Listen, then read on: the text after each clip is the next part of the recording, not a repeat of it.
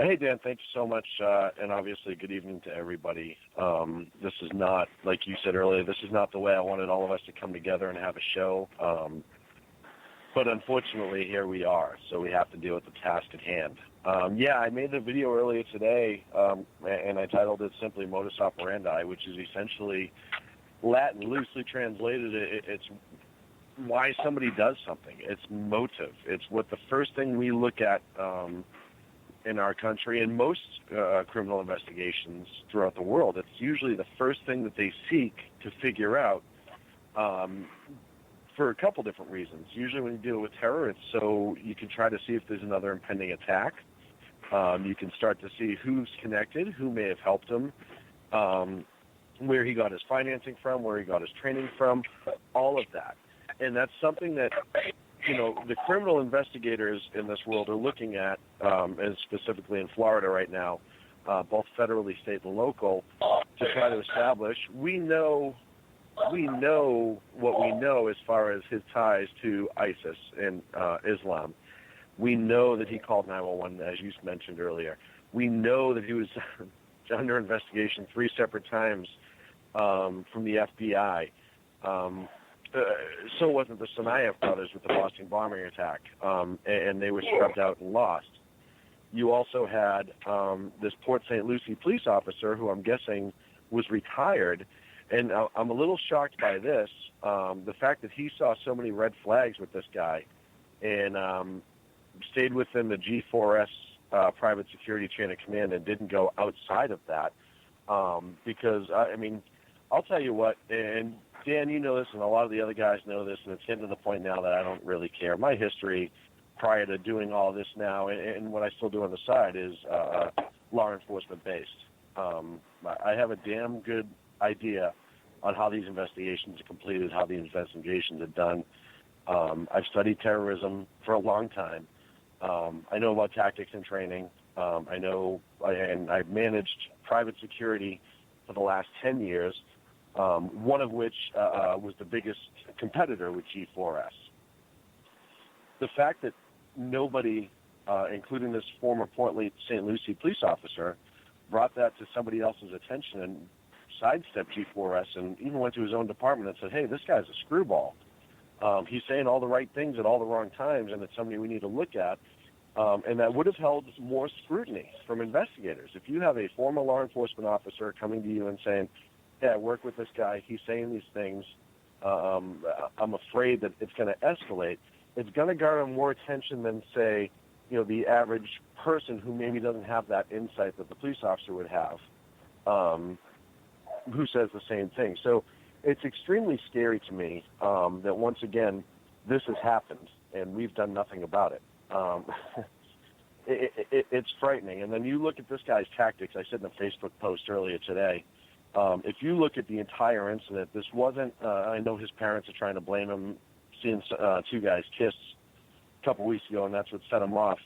This was a long, drawn-out plan, tactically, mission-wise, and we can call him what he wants or what everyone else wants or whatever, but in this case, he's an operator. He had his plan ahead of time. He may be an evil operator, but that doesn't make him any less of an operator.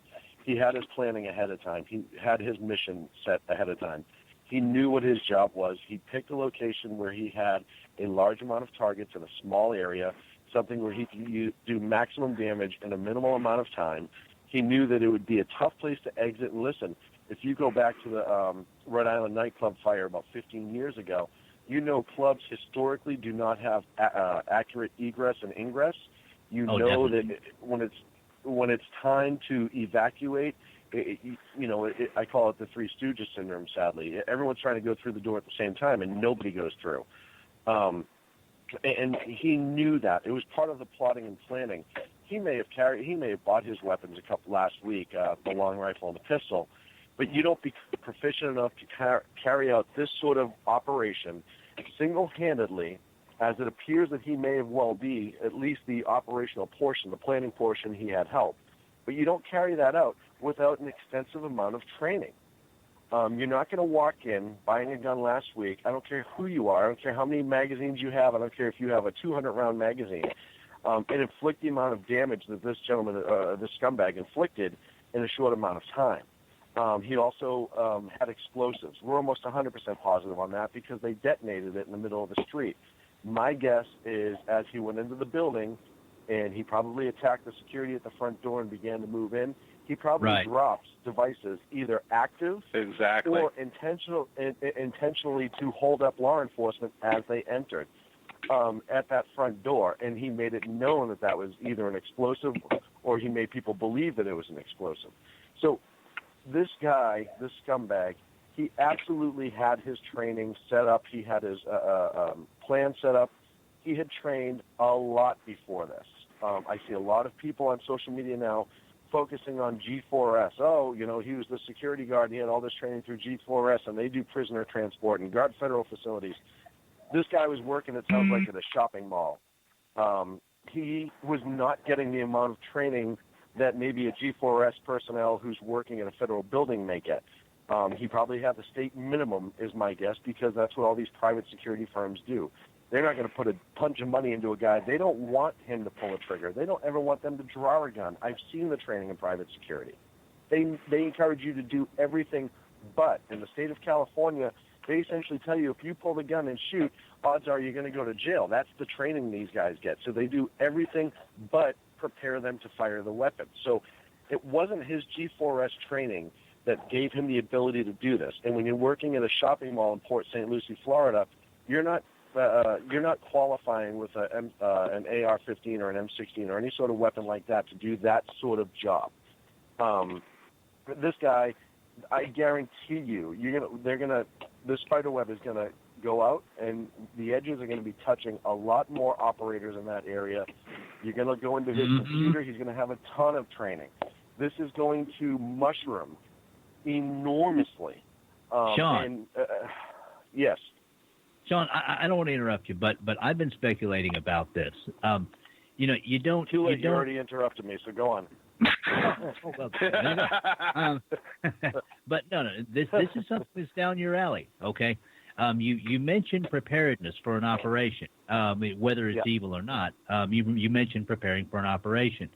I speculated on EDL radio earlier that this guy might have actually gone to the club beforehand, and I just thought of this too. Of course. He might also have had a Confederate go into the club beforehand and take pictures and map the area out.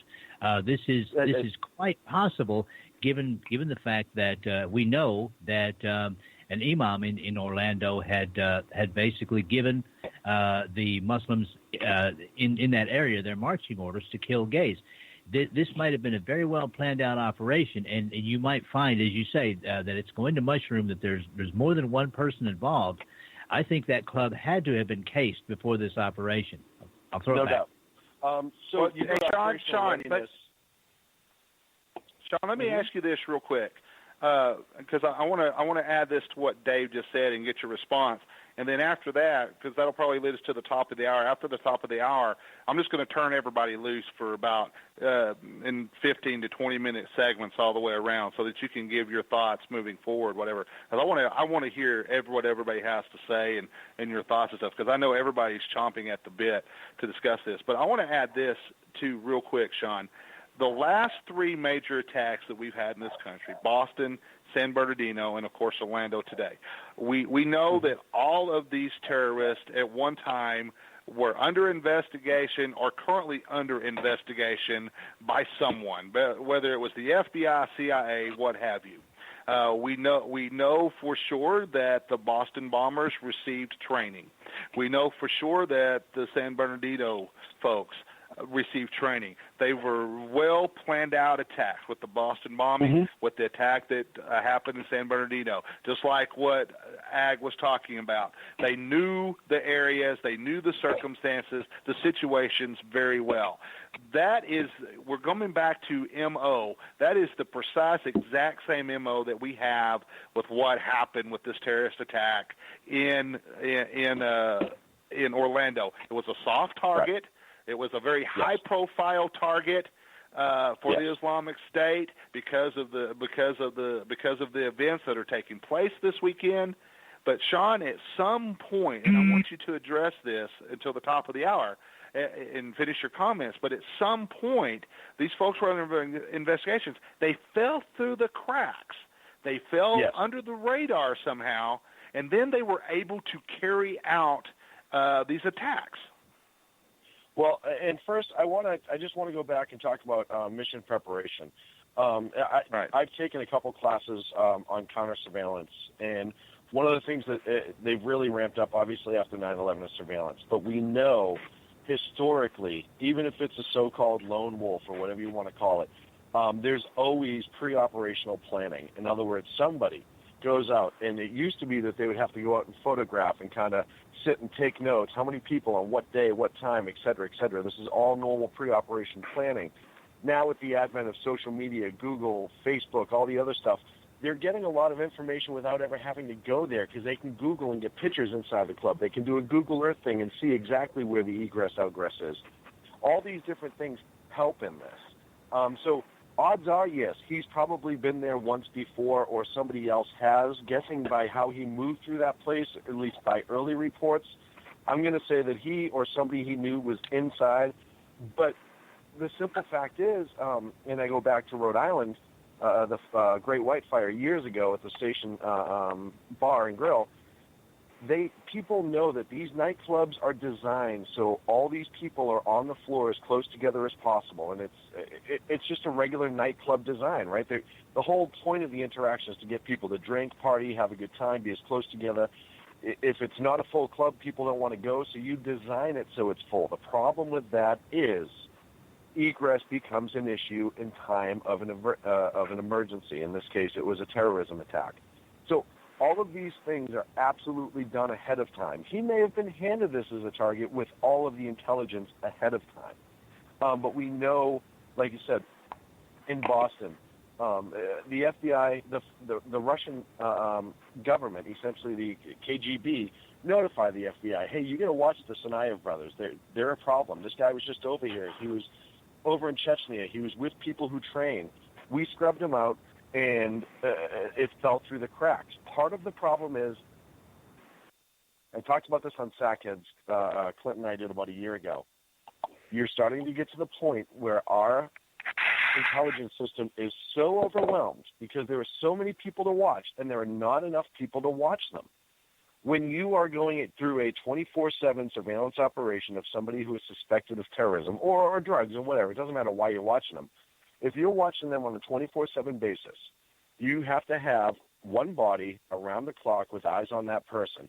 Usually you will have support somewhere where you're monitoring their social media, etc. And there are only so many FBI agents, so many intelligence agents, so many DEA, ATF, all those guys that help out in this, and they do help out. We may disagree with what they do on a lot of things, but when it comes to terrorism, I wholeheartedly believe all these guys and gals that are doing these jobs are doing it to the best of their ability, but their resources are limited. They've been limited for years, and now you're starting to have all these refugees come in. You have all these ISIS things going on. Social media takes so much for law enforcement to monitor. It is a great tool to monitor, but it's very, very resource heavy. It takes a lot of people to monitor all that stuff. So what happens is you're going to have people fall through the cracks.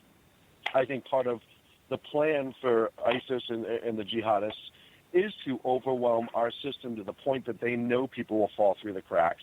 And then you're literally just gambling.